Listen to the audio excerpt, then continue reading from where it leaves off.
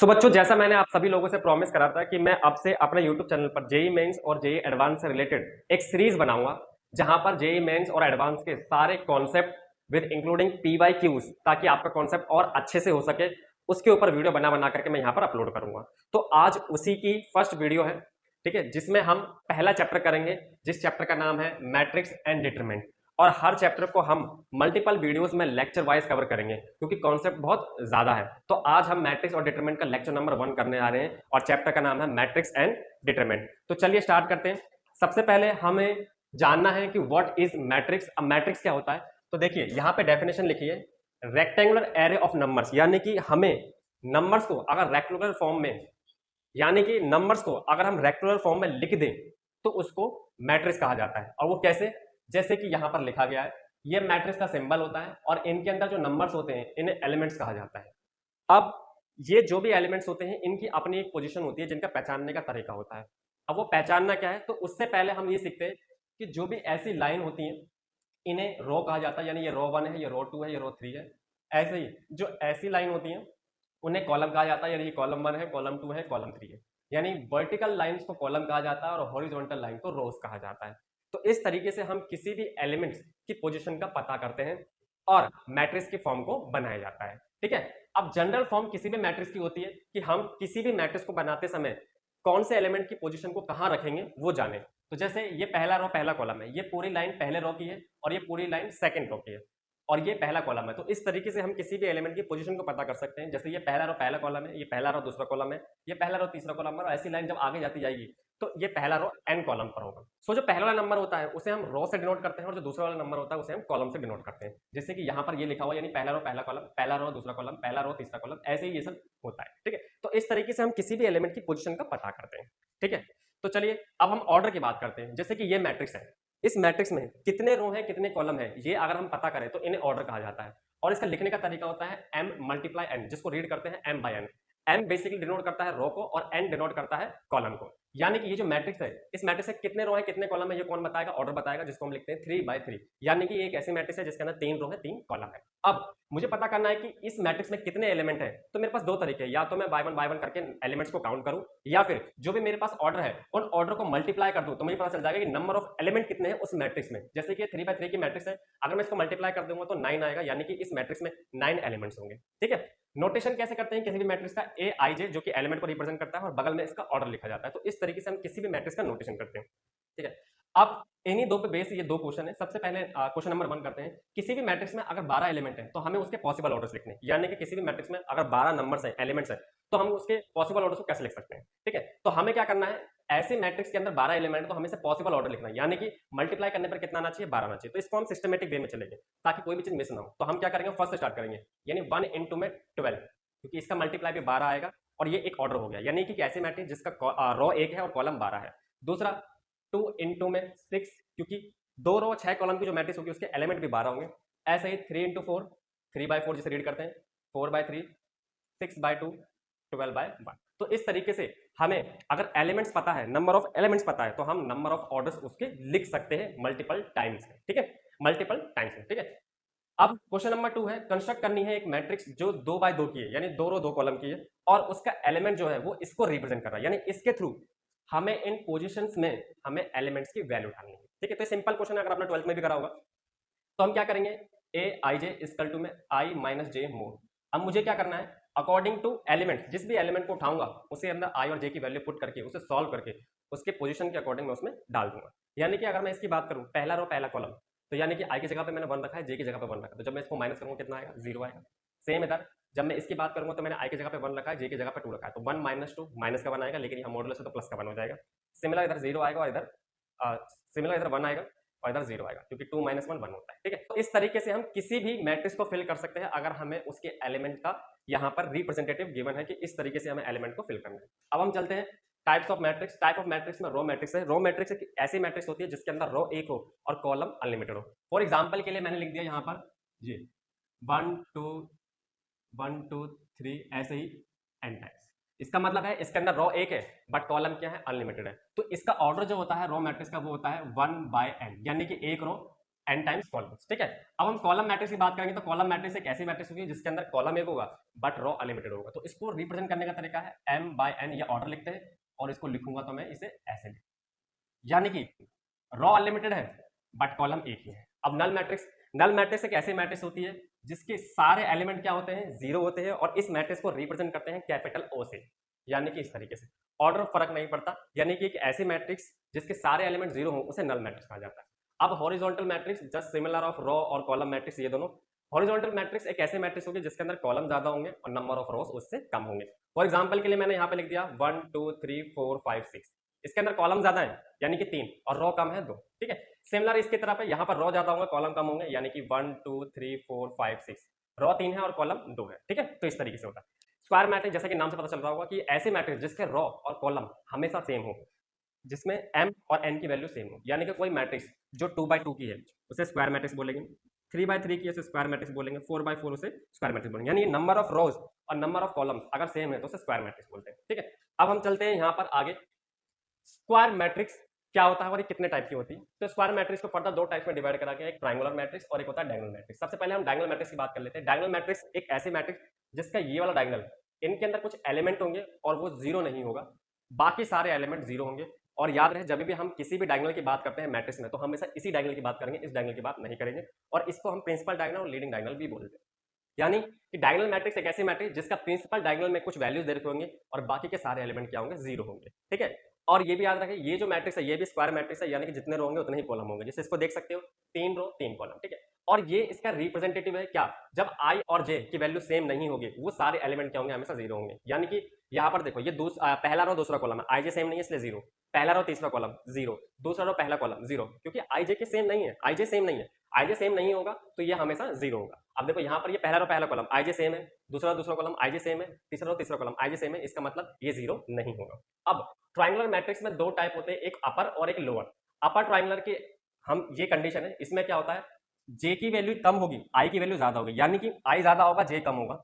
अगर ऐसे कोई भी एलिमेंट की पोजीशन है तो वो हमेशा जीरो होगा, ठीक है। उसे हम बोलते हैं अपर ट्रायंगुलर, यानी नीचे वाला पार्ट क्या होगा जीरो, ऊपर में जीरो हो ना हो फर्क नहीं पड़ता, नंबर्स भी हो सकता है कुछ भी हो सकता है, ठीक है। यहाँ पर मैंने ट्रायंगुलर शेप करके आपको दिखा दिया है। यानी कि अपर की जब बात करेंगे तो बहुत ज्यादा जरूरी होता है, यानी कि जब हम अपर की बात करेंगे तो ये बहुत ज्यादा जरूरी होता है कि नीचे वाले एलिमेंट जीरो होंगे इस कंडीशन के हिसाब से। अब लोअर ट्रायंगल में होगा जस्ट उसका अपोजिट, यानी कि अपर वाले ट्रायंगल जीरो होंगे इसके हिसाब से, बाकी के सारे एलिमेंट में जीरो हो भी सकता है नहीं भी हो सकता है, इसे हम अपर और लोअर ट्रायंगल मैट्रिक्स बोलते हैं, ठीक है। अब स्क्वायर मैट्रिक्स के जो भी पेयर होते हैं ऑफ एलिमेंट, यानी कि कोई भी आई जे वाला पोजीशन वाला मैट्रिक्स एलिमेंट है, जस्ट उसका अपोजिट, यानी कि आई जे को मैं अपोजिट कर दूंगा जे आई, तो उसे हम कॉन्जुगेट एलिमेंट बोलते हैं। मतलब ये है कि मान लो मैंने कोई मैट्रिक्स लिख दिया यहाँ पर 2 3 0 1 2 4 6 5 4, इसका ये कॉन्जुगेट होगा क्योंकि ये है पहला रो दूसरा कॉलम और ये है दूसरा रो पहला कॉलम, इसे हम कॉन्जुगेट एलिमेंट बोलते हैं स्क्वायर मैट्रिक्स का। इसका यूज हम आगे सीखेंगे, फिलहाल अभी बस याद रखना है, ठीक है। अब ये पहला टॉपिक है जो कि जेई मेंस और एडवांस के हिसाब से ज्यादा इंपॉर्टेंट है, ठीक है। ट्रेस ए, यानी कि किसी भी मैट्रिक्स का हमें ट्रेस निकालना, ठीक है। तो उसका मतलब होता है sum of element along principal diagonal, यानी कि जो भी प्रिंसिपल डायगोनल है, ठीक है, उनका अगर हम सम कर दें उसे बोलते हैं ट्रेस ऑफ मैट्रिक्स ए। अगर मैट्रिक्स बी गिवन होगी तो ट्रेस ऑफ मैट्रिक्स बी, अगर ए गिवन होगी तो ट्रेस ऑफ मैट्रिक्स ए। यानी कि यहाँ पे लिखा है टी आर ए, ये इसको रिप्रेजेंट करने का तरीका होता है पहला रो पहला कॉलम, दूसरा रो दूसरा कॉलम, तीसरा रो तीसरा कॉलम, इस डायगोनल को हम क्या कर देंगे प्लस, बाकी से मतलब नहीं है, सिर्फ ये वाले डायगोनल्स को प्लस कर देंगे तो उसी को बोलते हैं ट्रेस ऑफ मैट्रिक्स, ठीक है। इसके अंदर हमेशा प्रिंसिपल या फिर लीडिंग डायगोनल को ही इंक्लूड करा जाता है। अब यहाँ पर लिखा है डायगोनल मैट्रिक्स, डायगोनल मैट्रिक्स को रिप्रेजेंट करा जाता है dia D1 D2 D3। Basically यहाँ पर मैंने जो एग्जांपल लिया है वो ऐसे मैट्रिक्स का लिया जो 3x3 का है, इसलिए यहाँ पर डायगोनल के अंदर जो एलिमेंट होंगे वो 3 होंगे, इसलिए मैंने D1 D2 और D3 लिया है। फॉर एग्जांपल के लिए अगर मान लो 2x2 की मैट्रिक्स होगी तो वहां पर D1 और D2 का ही यूज होगा, और अगर मान लो 4x4 की मैट्रिक्स होगी तो वहां पर D1 D2 D3 D4 होगा, ठीक है। तो इस तरीके से यानी कि यहाँ पर मैंने 3x3 का लिया हुआ है। अब डायगोनल मैट्रिक्स पे दो टाइप की होती है, एक होता है स्केलर मैट्रिक्स और एक होता है यूनिट मैट्रिक्स। अब स्केलर मैट्रिक्स एक ऐसी मैट्रिक्स होती है जिसमें D1 D2 D3 यानी डायगोनल के तीनों एलिमेंट जो होंगे वो सेम होंगे, और यूनिट मैट्रिक्स भी एक ऐसी मैट्रिक्स होगी जिसमें D1 D2 D3 यानी तीनों डायगोनल सेम होंगे, ओनली 1 होगा, यानी कि यहाँ पर एलिमेंट हमेशा 1 होगा। और इसमें स्केलर मैट्रिक्स में एक ऐसी मैट्रिक्स होगी जिसके डायगोनल सेम होंगे बट 1 नहीं होगा, क्योंकि अगर 1 हो गया तो वो यूनिट मैट्रिक्स कहलाएगी। यानी कि डायगोनल मैट्रिक्स के ये दो पार्ट होते हैं जो ऑलमोस्ट सेम ही होते हैं, ठीक है। तो हम इसको डिफरेंस समझने के लिए यहाँ पर हम मान लेते हैं क्यूमुलेटिव मैट्रिक्स एक ऐसे मैट्रिक्स जो हमेशा 1 होगी, जो कि परफेक्ट है, यानी कि हमेशा ही रहता है। स्केलर मैट्रिक्स एक ऐसे मैट्रिक्स जो सेम होंगे डायगोनल एक्सेप्ट 1, यानी 1 को छोड़ करके, ठीक है। अब ये 3/3 का है, ये भी 3/3 का है, तो ऐसे ही अगर मान लो 2/2 का मुझे बनाना है यूनिट मैट्रिक्स, जिसे हम आइडेंटिकल मैट्रिक्स भी कहते हैं, तो वो ऐसे होगा। यहाँ पर D1 और D2 ये दोनों भी क्या होंगे, सेम होंगे। अब minimum number of zeros upper and lower triangle matrix of N order n। अब हम इसको समझते हैं, ये इस लेक्चर का लास्ट टॉपिक है, ठीक है। तो यानी कि हमें इसमें minimum number of zeros calculate करने हैं। ये अपर ट्रायंगल में भी हो सकता है, लोअर ट्रायंगल में भी हो सकता है, ठीक है। तो इसमें देखिए, तो हमें सबसे पहले बस ये देखना है कि हर एक रो को आइडेंटिफाई करते हुए ये देखना है कि हर उस रो में कितने जीरो है, उसको कैलकुलेट करना है, उसका सम कर देना है। यानी कि यहाँ पर जीरो कितना है, एक बार भी नहीं है। यहाँ पर जीरो कितने हैं, एक। यहाँ पर जीरो कितने हैं, दो। यहाँ पर जीरो कितने हैं, तीन। ऐसे चलता रहेगा, तो n टाइम्स तक कितना आएगा सो n टाइम्स तक कितना आएगा, n-1 आएगा। तो अगर हमें minimum number of zeros calculate करने हैं, तो हम क्या करेंगे, इन सभी का सम कर देंगे, यानी 0 + 1 + 2 + 3 डॉट n-1। अगर मैं इसका सम करूंगा, तो इसका सम का फॉर्मूला हम लोगों ने सीखा है n-1 ब्रैकेट n/2। तो इस तरीके से हम minimum number of zeros of matrix निकालते हैं, ठीक है। अब इन तीनों पे बेस्ड ये कुछ क्वेश्चंस हैं जो कि PYQs के जो PYQs के पॉइंट ऑफ व्यू से बहुत ज्यादा इंपॉर्टेंट है, और आ भी रखे हैं कुछ क्वेश्चंस, ठीक है। अब जैसे ये वाला क्वेश्चन है, क्वेश्चन नंबर 3, क्योंकि दो हमने पहले डिस्कस कर दिए। क्वेश्चन नंबर 3 में क्या बोला है, ए मैट्रिक्स ये दे रखी है और बी मैट्रिक्स ये दे रखी है, और ये भी बताया हुआ है कि इसका ट्रेस ऑफ मैट्रिक्स ए, इसका ट्रेस ऑफ मैट्रिक्स बी, दोनों को हमें इक्वल मान के चलना है। तो हमें इसकी वैल्यू निकालनी है।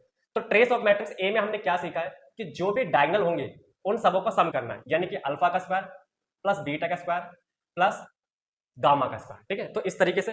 और ट्रेस ऑफ बी की बात कर लेंगे, तो इसका सम होगा 2 alpha 2 beta plus 2 gamma minus 3। अब कंडीशन ये दी है कि दोनों की वैल्यू सेम है, यानी कि अल्फा का स्क्वायर प्लस बीटा का स्क्वायर प्लस गामा का स्क्वायर इक्वल टू में 2 alpha plus 2 beta plus 2 gamma minus का 3। अब हम इसको उठा के इधर ले जाएंगे, तो ये बन जाएगा अल्फा का स्क्वायर प्लस बीटा का स्क्वायर प्लस गामा का square minus 2 alpha minus 2 beta minus 2 gamma. और ये माइनस का 3 उठ के इधर जाएगा, प्लस का 3 हो जाएगा। तो हम इसे कैलकुलेट करने के लिए प्लस का 3 को +1 लिख देते हैं, ताकि अल्फा का स्क्वायर मतलब ये फॉर्मूला बन जाए, यानी a square plus B square minus 2ab। तो ये बन जाएगा अल्फा माइनस 1 का स्क्वायर सेम बीटा माइनस 1 का स्क्वायर प्लस गामा माइनस 1 का इक्वल टू में 0। अब अगर मैं सॉल्व करना चाहूंगा तो बहुत ज्यादा टाइम लग जाएगा, इसलिए हम अल्फा बीटा और गामा की ऐसी वैल्यू लेंगे जो इसको सेटिस्फाई करे, यानी कि अल्फा बीटा और गामा तीनों कितना होगा, 1 के इक्वल होगा। अब मुझे इसकी वैल्यू निकालनी, तो 1/1 और इसका सम करूंगा तो कितना आएगा, 3। ये हो गया इसका आंसर, ठीक है। अब हम क्वेश्चन नंबर 4 को समझते हैं। तो number of all possible matrix बताने हैं 3/3 का, यानी जो मैट्रिक्स है वो उसका ऑर्डर 3/3 का है, और हमें जो भी मैट्रिक्स बनानी है उसके अंदर दो ही एलिमेंट का यूज कर सकते हैं, यानी 0 और 1। तो हमें बताना है पॉसिबल नंबर ऑफ मैट्रिक्स कितने बन सकते हैं, ठीक है। तो इस क्वेश्चन को अगर मैं ध्यान से समझूं तो मान लो कोई भी मैट्रिक्स है 3/3 की, तो इन सभी के अंदर, इन सभी में मेरे को एलिमेंट की वैल्यू डालनी है। तो इन सभी के सभी 9 पोजीशन है मेरे पास, उन 9 के 9 में मैं 0 डाल सकता हूँ, उन 9 के 9 एलिमेंट में मैं 1 डाल सकता हूँ। ऐसा भी कोई कर सकता है कि मान लो मैंने पहले रो में 1 डाल दिया, बाकी सब में 0 डाल दिया। कोई कहे कि मैं पहले एलिमेंट में 0 डालूंगा, उसके बाद सब जगह 1 डालूंगा। तो क्वेश्चन जो है वो ये कहना चाहता है, तो पहले क्वेश्चन को समझना है कि क्वेश्चन कहना क्या चाहता है। यानी कि हमें 9 एलिमेंट्स में 0 और 1 का यूज करके हमें बताना है कि कितनी मैट्रिक्स पॉसिबल है। तो अगर देखा जाए तो ये परमुटेशन कॉम्बिनेशन क्वेश्चन हो गया। अब इसे उसी तरीके से करते हैं, यानी कि मेरे पास 9 पोजीशन है, 1 2 3 4 5 6 7 8 9, और उन हर 9 पोजीशन में मैं केवल 2 एलिमेंट का इस्तेमाल कर सकता हूँ, यानी 0 और 1। तो यहाँ पर 2 आ जाएगा, यहाँ पर भी 2 आ जाएगा, क्योंकि हम किसी भी नंबर्स को यूज कर सकते हैं, रिपीटेशन इज अलाउड, ठीक है। तो 2 ऐसे ही मैं जब 9 को फिल करूंगा तो ये हो जाएगा 2 की power 9 which is equal to 512। तो ये इस कहने का मतलब है, इस क्वेश्चन का मतलब होता है, ठीक है। तो अब हम लास्ट क्वेश्चन करने जा रहे हैं इस लेक्चर नंबर 1 का। तो इस क्वेश्चन में क्या बोला है, write the minimum numbers of ciphers मतलब होता है जीरोस, यानी कि ये इसको जीरो ही कहते हैं। कोई एक डायगोनल मैट्रिक्स है, डायगोनल मैट्रिक्स मतलब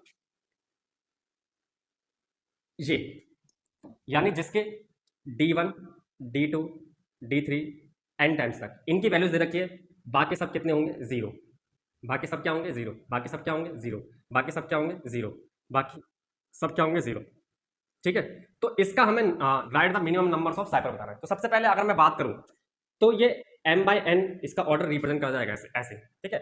तो अगर मैं इसकी बात करूं तो इसमें यहां पर गिवन है पहले से ही कि ये n ऑर्डर के मैट्रिक्स है, यानी कि दोनों की वैल्यू क्या होंगी, सेम होंगी, यानी ये भी n होगा, ये भी n होगा, यानी कि मैं कह सकता हूं कि इस मैट्रिक्स में n स्क्वायर एलिमेंट होंगे, क्योंकि दोनों सेम ही है, ठीक है। अब सारे 0 होंगे केवल ये डायगोनल को छोड़ करके, और डायगोनल कितने टाइम्स तक है, n टाइम्स तक है, क्योंकि यहां पर ही बताया था ना, मैट्रिक्स जितने बाय जितने की होगी उतने ही उसके अंदर डायगोनल होंगे, बाकी सारे 0 होंगे। तो यहाँ पर जो मैट्रिक्स है वो n टाइम की है, यानी कि इसके अंदर डायगोनल भी कितने होंगे, n टाइम्स होंगे, यानी कि n इसमें से माइनस कर देंगे। तो इसका आंसर कितना आएगा, ये, यानी कि कोई भी ऐसी मैट्रिक्स जो एन ऑर्डर की है तो उसमें the minimum number of zeros इस कितना आएगा n bracket n minus one. ठीक है, तो इस पे बेस्ड काफी क्वेश्चंस आपको पीवाईक्यूज में मिल जाएंगे जो कि जेई मेंस और एडवांस के लिए बहुत ज्यादा इंपॉर्टेंट होती है। ठीक है, तो अगर आपको वीडियो पसंद आई हो, ये लेक्चर अच्छा लगा हो, तो वीडियो को लाइक कर देना, चैनल को सब्सक्राइब कर देना और अपने दोस्तों के साथ भी शेयर भी कर सकते हैं। अब मिलते हैं नेक्स्ट लेक्चर में जो कि इसका लेक्चर नंबर 2 होने वाला है। Bye bye.